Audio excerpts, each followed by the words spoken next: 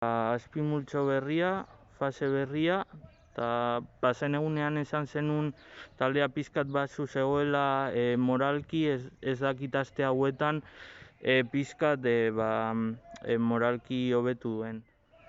Bueno, beti entrenadore berri bat datorrenean, ja horrek bakarrik altzatzen du morala, egunerokoa hobetzen da, eta bueno, alde horretatik oso pozik.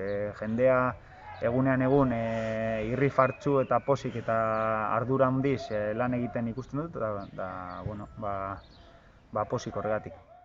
Vale, bueno, azpitalde berri honetan, biharko areria pizkat bere abantaila dauka, lehena dago eta bueno, koefizienteari begira ondo samar daude. Ez dakit zelan espero duzun Mutilbera bihar.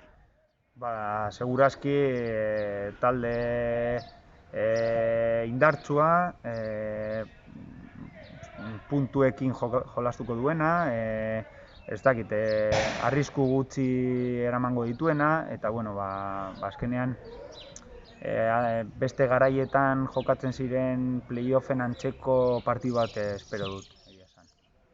Vale, eta zuei begira, ez dakit, zera sentsazio berrituekin, ez? Esan duzun bezala entrenadore berria, fase berria, ez dakite taldea zelan aurre egiten dion denbora berri hauei. Naturaltasunez, egunean egun, lan eginez, baloi guztietan dana emanez, eta, bueno, behin sarrinatik kanpo daudenean bebai, beren gorputza eta beren, ez dakit, burua ere ondo zainduz, eta, bueno, oso kontzentratuta partidua irabazteko.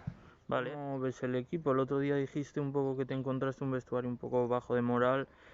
No sé si en estas semanas sin competición, habéis podido un poco, o has notado un poco mejoría a nivel anímico.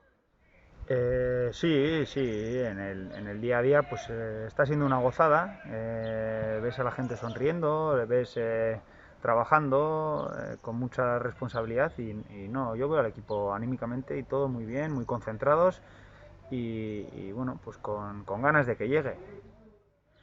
Cambiamos de fase en este nuevo subgrupo, igual sí.